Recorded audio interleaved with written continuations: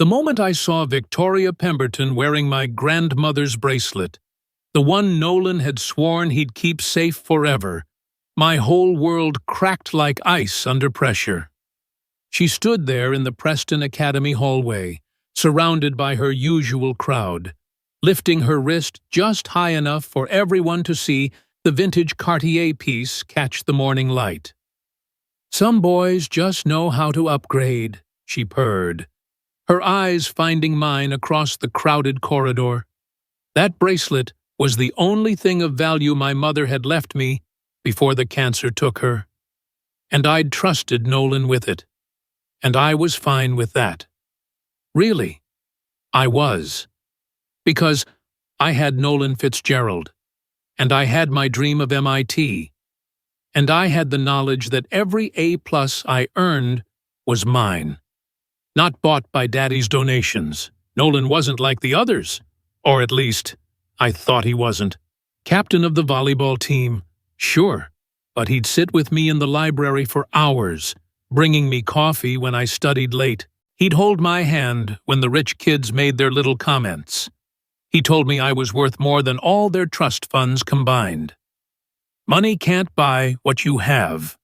Scar," he'd say, tapping my temple gently. "This beautiful mind of yours, that's real power." For 2 years, I believed him. The #1 class rank. It started small, the way these things always do. Victoria suddenly developing an interest in economics, my strongest subject. Showing up to study groups she'd previously mocked, sitting just a little too close to Nolan during lunch. "Scarlett's so lucky to have you," she'd coo, touching his arm. "Most guys wouldn't understand why she spends Friday nights with textbooks instead of having fun." I should have seen it coming. But when you're 18 and in love, when someone tells you every day that you're special, that you matter, you don't want to believe they could toss you aside like yesterday's newspaper. The first crack appeared during MIT interview prep season.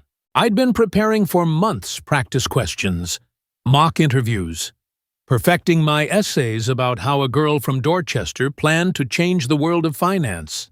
Nolan knew how important that week was.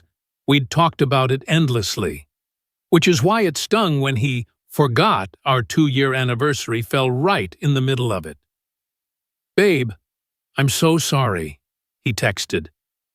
"Rain check, you know I love you." I told myself it was fine. He was busy, too. College applications were stressing everyone out. But then Mia Jang, my only real friend at Preston, showed me Victoria's Instagram story. There was Nolan, courtside at a Lakers game, wearing the watch I'd saved 6 months to buy him, and next to him, in a designer dress that cost more than my mom's monthly rent, sat Victoria Pemberton, just helping a friend through a tough time. The caption read, "His girlfriend's been so distant lately." My hands shook as I stared at the screen. Distant. I'd been preparing for the most important interview of my life, the one that could change everything for my family. And he was at a basketball game with her. "Scar, you need to see this," Mia said quietly, pulling up more photos. Victoria's social media had been documenting their study sessions for weeks. Always careful angles, always innocent enough. But the progression was clear to anyone paying attention. The way she leaned into him, the way he'd started styling his hair like she suggested, the inside jokes in the comments that I didn't understand. "Maybe it's nothing," I whispered. But even I didn't believe it. The next morning, I confronted him by his locker.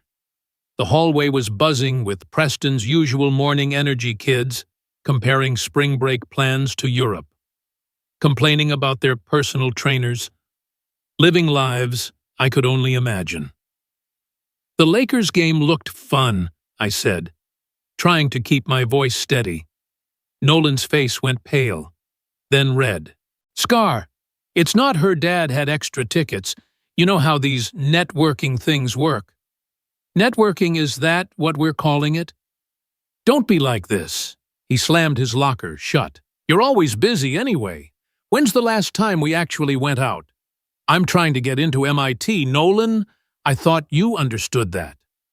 Yeah, well, maybe some of us want a girlfriend who's actually present. The words hit me like a slap. 2 years of support, of understanding, of your dreams are my dreams gone in an instant. Victoria appeared then, as if summoned by the drama. She was wearing a cream-colored cashmere sweater that probably cost more than my laptop. Her blonde hair perfectly styled in waves that caught the light. Is everything okay? She asked, her voice dripping with fake concern. She touched Nolan's arm, a gesture so natural it made my stomach turn. Nolan, we're still on for studying calculus after school, right? Since when did Victoria Pemberton need help with calculus? She had a private tutor who'd literally written textbooks. Yeah, Nolan said, not looking at me. See you then. I stood there, books clutched to my chest, watching my boyfriend of 2 years choose her over me. Not dramatically, not with some big declaration, just casually, like I was an appointment he could reschedule. That night. I cried into my pillow until my throat was raw. Not just for Nolan, but for everything he'd represented. Acceptance. Belonging. The proof that someone could see past my second-hand clothes and scholarship status to the person underneath. My mom found me there at 3 a.m, still in my school clothes. My MIT interview notes scattered across the bed like broken dreams. Baby girl, she whispered, smoothing my hair. What happened? I couldn't form the words. How could I explain that the boy who'd promised to protect my heart had handed it to the one person who wanted to destroy me? Is this about that Fitzgerald boy? Mom asked. She'd never fully trusted Nolan, but she'd kept her doubts to herself because he made me happy. Or is it about that school? Both, I choked out. Neither. I don't know. She held me then, rocking me like she had when I was small and the world was simpler. You listen to me, Scarlett Montgomery. You are not defined by who loves you. You're defined by who you choose to become. And that girl, she's going to move mountains. But mountains felt impossibly heavy that night. The next phase of Victoria's campaign was crueler because it was so calculated. She didn't just want Nolan, she wanted to break me publicly, thoroughly, in a way that would echo through Preston Academy's halls long after we graduated. It started with small invasions of my space. Victoria began sitting at our lunch table, always taking the seat next to Nolan that had been mine for 2 years. She'd share inside jokes from their study sessions, leaving me feeling like a stranger in my own relationship. Remember what Professor Williams said about derivatives? She'd laugh, touching Nolan's hand. You did that impression perfectly. When had they started seeing the same tutor Mia tried to warn me? She's playing a long game. Scar, this isn't about Nolan, it's about MIT. She knows you're the only real competition for that recommendation letter from Mr. Donovan. But I was too heartbroken to see the strategy. I thought it was just about a boy. I didn't realize Victoria Pemberton never did anything without 3 backup plans and a spreadsheet. The day everything shattered was a Thursday in March. I remember because I was wearing my lucky blouse, the one I'd bought at Goodwill, but that looked almost designer if you didn't examine the seams too closely. I had my final MIT prep presentation in Mr. Donovan's economics class, the one that would determine who got his golden recommendation letter. I'd prepared for weeks. My presentation on emerging markets in Southeast Asia and their impact on American fintech companies was graduate-level work. I'd interviewed actual CEOs, analyzed real data, created projections that my mom's boss at the accounting firm said were remarkably sophisticated. I was ready. Despite everything with Nolan, despite Victoria's mind games, I was going to nail this presentation and secure my future. But when I walked into the library during lunch to grab my notes from my study carrel, I found them there. Together, and this time. There was no pretending it was innocent. Have you ever had a moment where time seems to stop? Where your brain takes a photograph so clear, so brutal, that you know you'll see it every time you close your eyes? Nolan was sitting in our spot, the quiet corner by the philosophy section where we'd spent hundreds of hours. Victoria was on his lap, her arms around his neck. And they were... I couldn't process it. My brain kept trying to rewrite what my eyes were seeing. That couldn't be my boyfriend. That couldn't be the boy who'd held me while I sobbed after my mom's cancer diagnosis. That couldn't be the same hands that had clasped my grandmother's bracelet around Victoria's wrist. But it was. The sound that escaped me wasn't quite human. It was small and broken, and everything I'd been trying not to feel for weeks. They sprang apart, but the damage was done. "Scarlett," Nolan started, his face flushed. "This isn't—" "Don't," I whispered. "Just don't." Victoria didn't even pretend to look guilty. She smoothed her skirt and smiled that pageant-perfect smile. "Oh, sweetie, I'm so sorry you had to find out this way. We were going to tell you after your big presentation. We didn't want to distract you from your aspirations." The way she said aspirations, like my dreams were cute little hobbies rather than life-or-death necessities, made my vision blur with rage. "How long?" I managed to ask. Nolan couldn't meet my eyes. "Scar, how long?"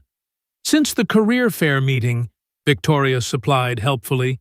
"When Daddy introduced us to those Harvard Legacy admissions officers, Nolan realized he needed someone who could open doors, not just study behind them." The career fair. 6 weeks ago. 6 weeks of lies, of I love yous, of planning a future that was already dead. I ran. Not gracefully, not dramatically, just away. My feet carried me to the one place at Preston where I could fall apart in peace, the old music room in the basement that nobody used anymore. I slumped against the wall. My carefully prepared presentation notes crumpled in my fist. Everything I'd worked for, everything I'd believed in, felt like a house of cards in a hurricane. That's where Mr. Donovan found me an hour later, minutes before I was supposed to present. "Miss Montgomery." His voice was gentle. "The class is waiting." I looked up at him through swollen eyes. "I can't. I'm sorry. I can't." He sat down next to me, this 60-year-old economics teacher in his threadbare cardigan, and didn't say anything for a long moment. "You know," he finally said, "I've been teaching at Preston for 30 years. I've seen every kind of cruelty these halls can produce. Money does strange things to people. Miss Montgomery, it makes them think they can buy anything: grades, friends, even love." "It worked, didn't it?" I said bitterly. "She won." "Did she? Because, from where I'm sitting, I see a young woman who earned every single achievement she's claimed, and I see another who's so afraid of real competition that she had to resort to emotional warfare." He stood, offering me his hand. "The question is, are you going to let her fear define your future?" Something in his words sparked a tiny flame in the ashes of my heart. I took his hand. Let him pull me to my feet. "I must look terrible," I said, trying to smooth my hair. "You look like someone who's been through hell." He said simply, "And that, Miss Montgomery, is exactly the kind of person who changes the world. I made it to class with seconds to spare. The room was full. Mr. Donovan's recommendation was legendary, and everyone wanted to see who would claim it. Victoria sat in the front row, her hand resting possessively on Nolan's knee.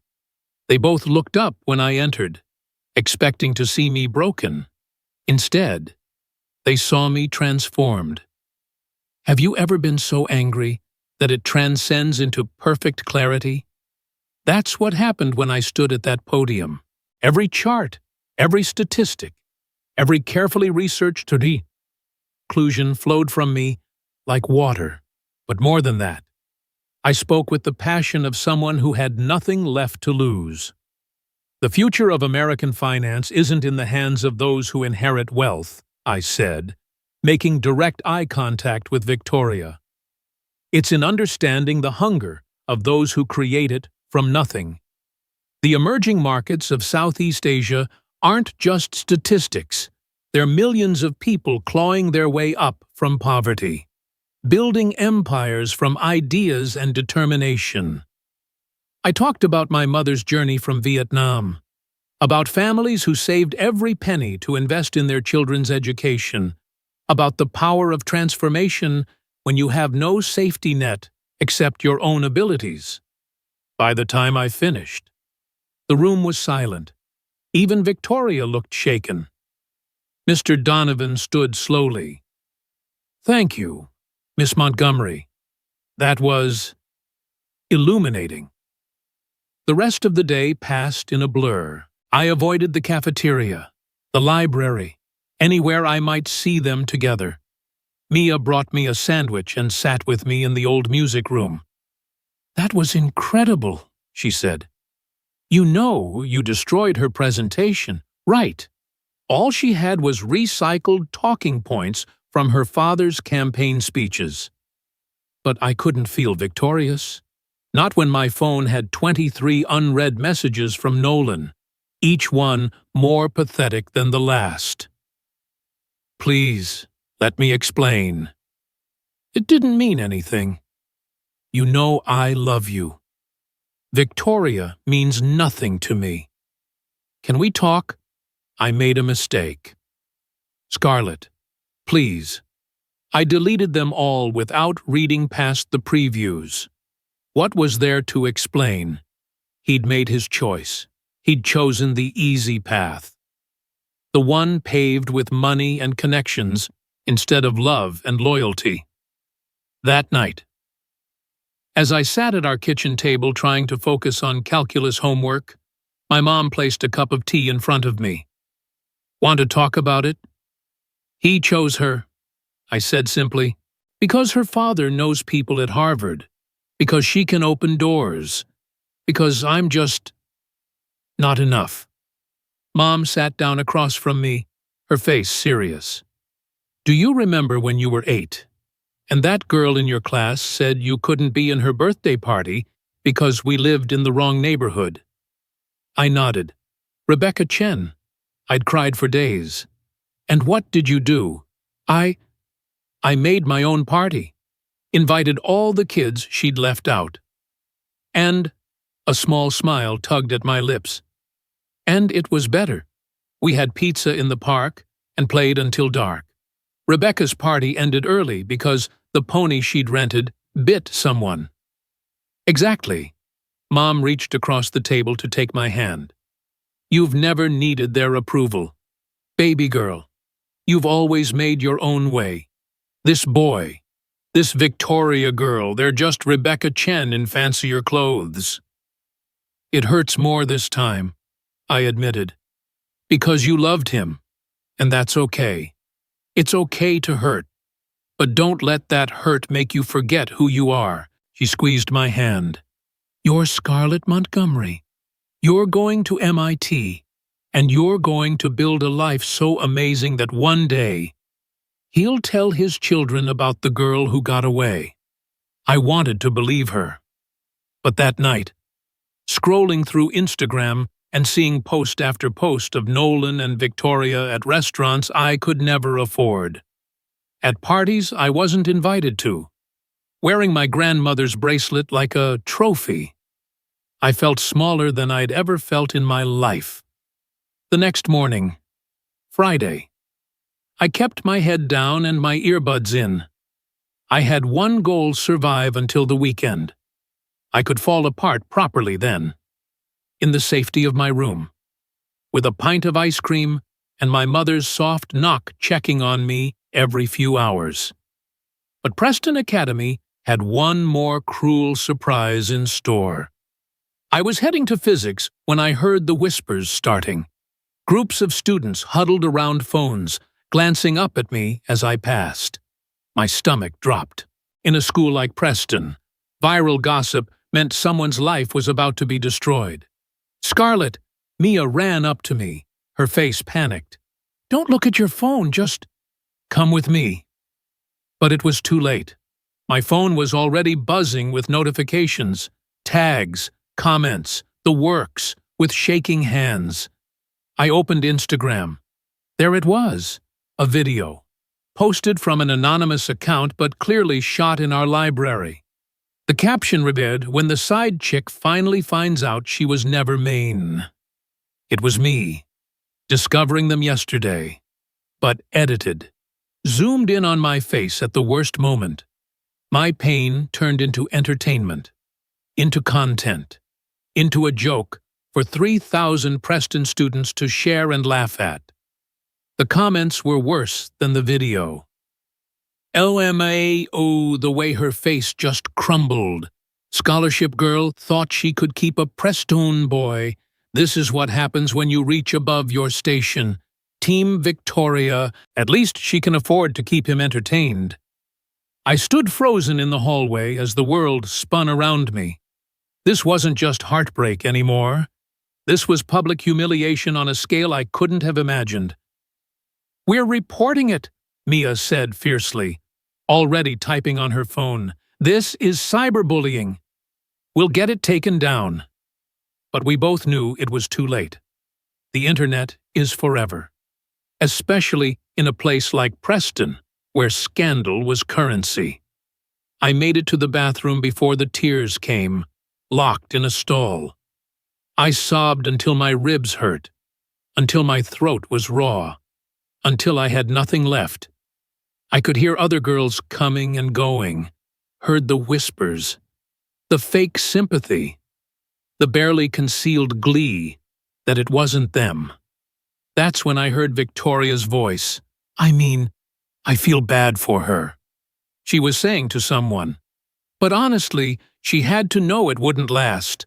Nolan needs someone who understands his world, someone who can actually help his future, not hold him back. "That video was brutal, though," another voice said. "Who even posted it?" Victoria laughed, the sound like breaking glass. "Who knows? But maybe it's for the best. Now she can focus on what really matters to her studying." She paused at what must have been my stall. "Right. Scarlett, now you can dedicate all that time to your precious MIT application. I'm sure they'll be very impressed by your viral moment." I held my breath until they left. My hands clenched so tight my nails left marks in my palms. She'd orchestrated all of this. The relationship, the video, the public humiliation, all to break me before the final scholarship decisions were made. But sitting in that bathroom stall, something shifted inside me. The tears stopped. The shaking stopped. In their place came something harder, colder, more determined than I'd ever felt before. Victoria Pemberton thought she'd won. She thought I'd crumble, drop out maybe, or at least lose my focus. She thought I was just another obstacle to be removed from her path. She had no idea what she'd just created. I stood up, splashed cold water on my face, and looked at myself in the mirror. My eyes were red, my face blotchy, but underneath the damage was something new, a kind of steel I didn't know I possessed. "Okay," I whispered to my reflection. "You want to play? Let's play." The rest of that day, I held my head high. Every whisper, every stare, every barely hidden laugh, I absorbed them all like armor. Let them think I was broken. Let them believe Victoria had won. Because the real game. It was just beginning. The weekend after the video went viral, I did something that surprised even me. I studied, not with tears streaming down my face, not with my phone buzzing with fake sympathy texts. I turned everything off and dove deep into my work like it was oxygen and I'd been drowning. See? Victoria had made one critical mistake. She thought public humiliation would break me. But she didn't understand what it's like to grow up with nothing, when you've watched your mother work 3 jobs just to keep the lights on, when you've done homework by candlelight because the power got cut off, when you've been looked down on your whole life. One more person trying to push you down doesn't break you. It forges you into steel. Monday morning came too soon. I stood in front of my closet, looking at my limited options. Part of me wanted to hide in baggy sweaters and disappear. But then I remembered something my mother once told me: when they expect you to cower, you shine. So I wore my best outfit, a simple black dress I'd found at a consignment shop. Paired with the only jewelry I owned, small pearl earrings my grandmother had left me. Nothing expensive, nothing flashy, just clean, professional, dignified. The hallways of Preston Academy felt different now. Or maybe I was different. The whispers followed me, but they bounced off like rain on glass. I had bigger things to focus on. Scarlett, Mr. Donovan caught me before first period. I need to speak with you. My heart sank. Had the video scandal affected his recommendation? But when we reached his office, his face was serious in a different way. I want you to know that what happened last week was unconscionable. I've already written my recommendation letter, and nothing that's happened changes my opinion of your academic merit. Relief flooded through me. Thank you, sir. There's more. He leaned forward. The career fair is this Friday. I've already put your name forward to several companies looking for exceptional interns, but there's one in particular. He slid a brochure across the desk. Next Gen Capital. They're a fintech startup that's about to explode. The CEO is young, brilliant, and specifically asked for students who understand global markets. I picked up the brochure, my hands trembling slightly. Why are you telling me this? Because Victoria Pemberton's father has been calling in favors all week, trying to get her meetings with every major firm. His eyes were kind but fierce. I want you to be prepared. This is your chance to show them all who you really are. The week leading up to the career fair was a special kind of torture. Victoria, emboldened by her victory, made sure to parade Nolan around like a trophy. They ate lunch at my old table. They studied in my spot in the library. She wore my grandmother's bracelet every single day, making sure the light caught it whenever I was near. But something strange was happening.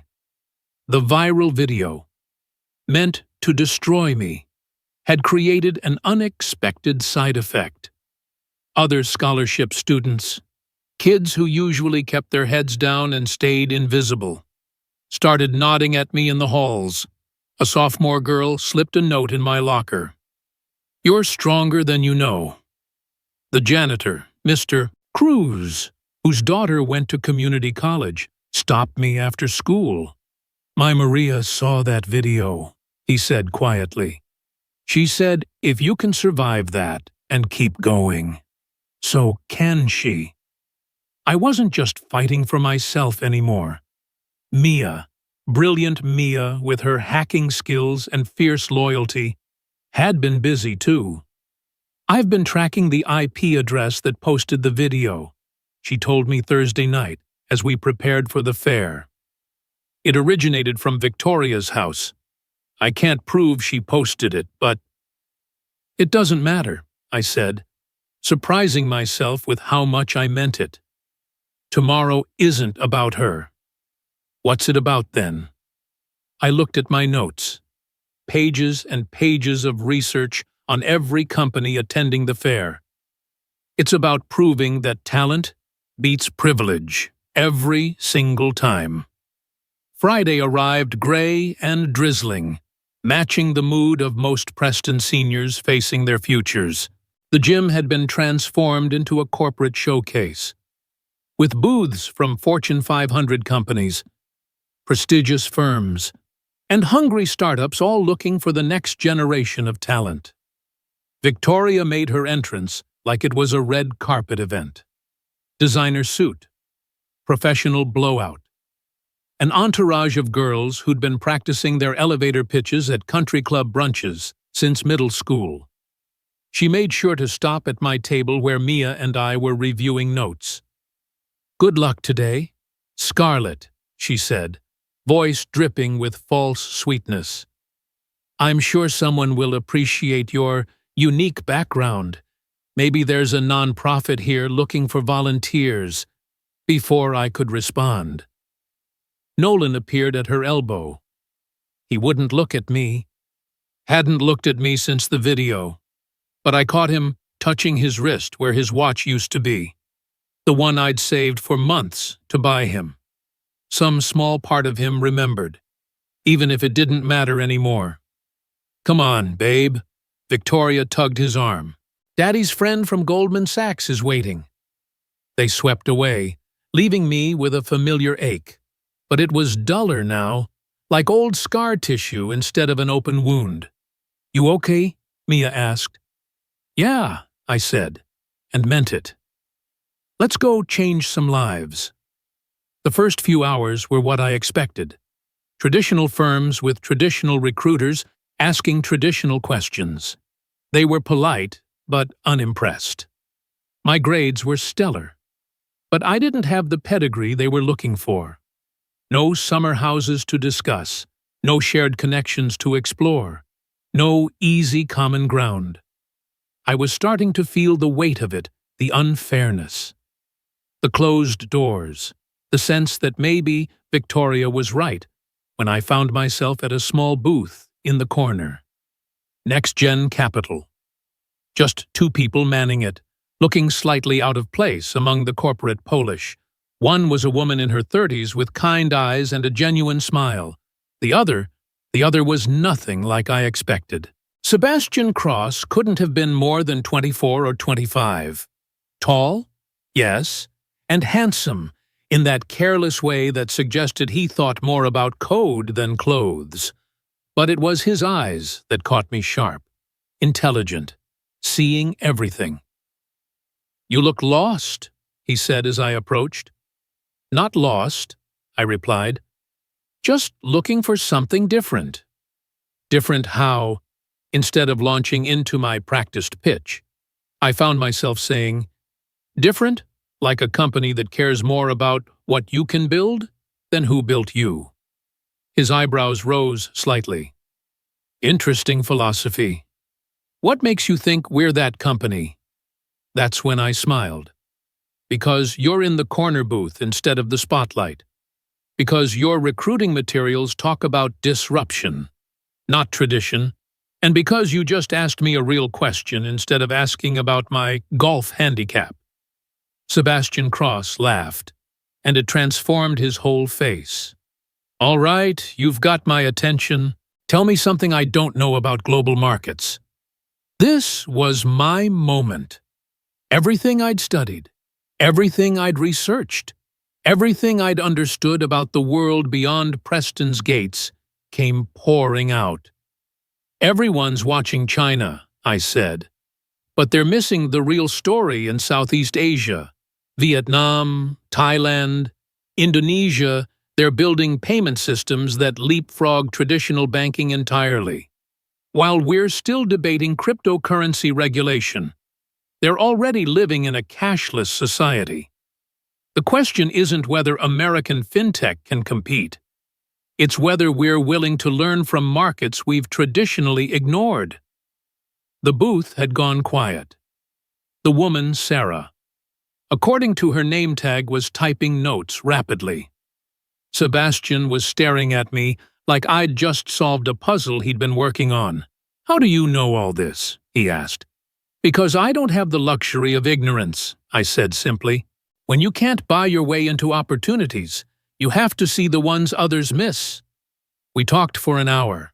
Not an interview, but a real conversation about market forces, technology, the future of money. Other students came and went, but Sebastian waved them to Sarah, his attention entirely on our discussion. "You're the girl from the video," he said suddenly.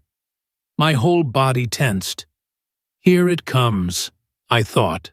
The judgment, the assumptions, the door closing. "That took guts," he continued. "Walking in here today, knowing everyone's seen your worst moment. Most people would have hidden." "I don't have that luxury either," I said. "No," he agreed. "But you have something better. You have hunger. And that's what builds empires." He handed me his card. "We have a summer internship program. Very competitive. But something tells me you're used to competition." Before I could respond, a commotion erupted near the Goldman Sachs booth. Victoria's voice, usually so controlled, was rising in pitch. "What do you mean the position's been filled?" My father spoke to Richard personally. The recruiter looked uncomfortable. "I'm sorry, Miss Pemberton, but we've already selected our intern candidates based on merit. Perhaps next year." The look on Victoria's face was something I'd never seen before. Pure, unfiltered panic. For the first time in her life. Her name wasn't enough. But that wasn't even the best part.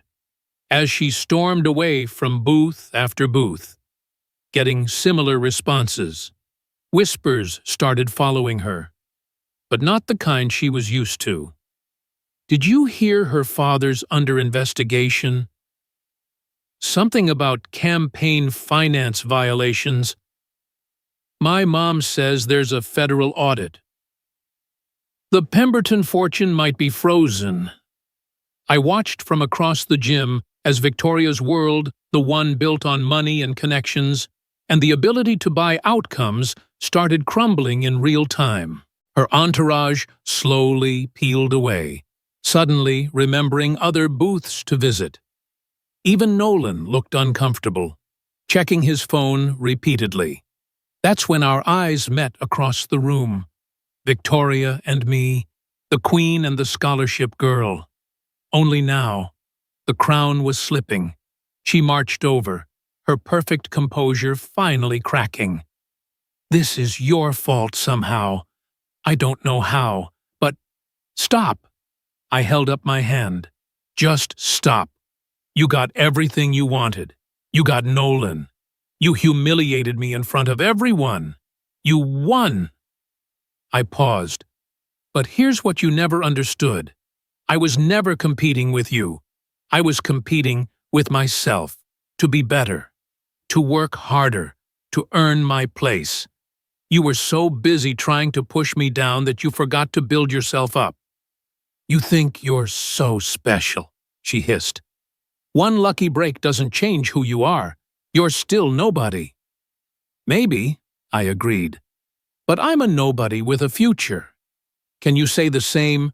Sebastian Cross appeared at my elbow. "Ready for that technical assessment Sarah's setting up in conference room B?" Victoria's eyes widened as she recognized him. "Mr. Cross, I'm Victoria Pemberton. My father isn't relevant to your qualifications." Sebastian cut her off smoothly. "If you'd like to apply, please see Sarah at the booth. We evaluate all candidates on merit." He guided me away. leaving Victoria standing alone in a sea of people who no longer saw her as someone important. "That was quite a scene," Sebastian said as we walked. "She's not a bad person," I found myself saying. "She's just scared. When privilege is all you have, equality feels like oppression." He stopped walking and looked at me. "How are you 18, and already this wise?" "Survival makes you grow up fast," I said. The technical assessment was challenging but exhilarating. Sarah threw problem after problem at me, each more complex than the last. Market analysis, coding challenges, strategic thinking exercises. By the end, my brain was fried but singing. "One last question," Sebastian said as I prepared to leave. "Where do you see yourself in 5 years?" I thought about lying, giving the expected answer about climbing corporate ladders and earning achievements. But something about the day, about everything that had happened, made me tell the truth. "Running a fund that invests in first-generation entrepreneurs," I said. "People like my mother, who have brilliant ideas but no access to capital. People who understand hunger as motivation, not just metaphor." "And the boyfriend?" Sebastian asked. "The one from the video." I glanced back at the gym, where Nolan was sitting alone, scrolling through his phone while Victoria networked desperately. "Some investments don't generate returns," I said. "The smart move is knowing when to cut your losses." 2 weeks later, I got the call. The next-gen internship was mine, pending MIT admission. But the sweetest moment came the next Monday at school. I was walking to calculus when I saw Nolan by my locker, holding a small box. "Scar," he started. "No," I said firmly. "Whatever you're about to say. No. I just wanted to return this." He handed me the box. Inside was my grandmother's bracelet. Victoria threw it at me when her dad's scandal broke. Said it was worthless anyway. I took the bracelet, feeling its familiar weight. She was wrong. It's priceless.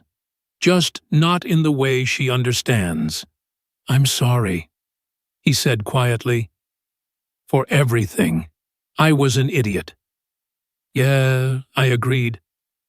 "You were. Is there any chance?" "No." I fastened the bracelet around my own wrist. "You made your choice. Now, live with it."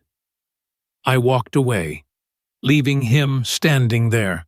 But I didn't feel victorious, just free. The epilogue, if you want to call it that, came 5 years later. I was 23, fresh out of MIT working as the youngest senior analyst at NextGen. Sebastian had become my mentor, then my friend, and eventually, well, that's another story. I was presenting at a major fintech conference when I saw her. Victoria Pemberton, working the registration desk. Her father's scandal had indeed ruined them. The money, the connections, the carefully constructed life, all gone. Our eyes met, and I saw a flash of the old Victoria, proud and defiant, but also something new. Humility, maybe, or just exhaustion. I made a decision that surprised me. After my presentation, I found her during the break. "Victoria," she stiffened, "come to gloat." "No, come to offer you a job." Her mouth fell open. "What?" "I'm starting my own fund. I need someone who understands how the old system works, so we can build a better one. Someone who's learned that privilege isn't permanent, but talent can be." "Why would you help me?" she whispered. "Because someone helped me once," I said, thinking of Miss Donovan, of my mother, of Sarah and Sebastian, and even the janitor who believed in his daughter. "And because the best revenge isn't watching your enemies fall." It's rising so high that their attempts to drag you down become irrelevant. She took the card I offered with shaking hands. That real power doesn't come from who you know or what you inherit. It comes from who you choose to become when everything else is stripped away. And that person, they were always worth betting on, even if they once tried to destroy you. Especially then. And when it comes, you can choose to be the person who kicks them while they're down, or you can choose to be the person who offers them a hand up. I know which one I chose. And that, more than the MIT degree or the successful career, or even the boy who eventually saw my worth, that's the real victory. That's the moment I truly won. Looking back now, 10 years after that day in the Preston Academy bathroom stall, I sometimes wonder what would have happened if Victoria had never targeted me, if Nolan had stayed loyal, if that video had never gone viral. And you know what? I'm grateful it all happened exactly as it did. That pain, that public humiliation, that betrayal, it wasn't just my breaking point. It was my turning point. It taught me that sometimes the worst things that happen to us become the foundation for the best things that will ever happen to us. My mother still has that video saved on her phone, not because she likes watching her daughter's heartbreak, but because she says it captured the exact moment her little girl became a warrior, the moment I chose to stand up instead of stay down. These days, I get letters from young women who've seen the video, yes. It's still out there, immortalized on the internet. They write about their own Victorias, their own Nolans, their own moments of public shame that felt like the end of the world. I write back to every single one. I tell them what Mr. Donovan told me, that the people who change the world are the ones who've been through hell and chosen to plant gardens there anyway. I tell them what my mother told me, that we're defined not by who loves us, but by who we choose to become. But mostly, I tell them this: your pain is not your ending. It's your beginning. It's the fire that forges steel. It's the pressure that creates diamonds. So if you're watching this, if you're in your own bathroom stall crying over your own Victoria, know this: you're going to be okay. Better than okay. You're going to be magnificent. Trust the process. Trust the pain. But most of all, trust yourself. Because the best revenge, it's not success. It's becoming someone who doesn't need revenge at all.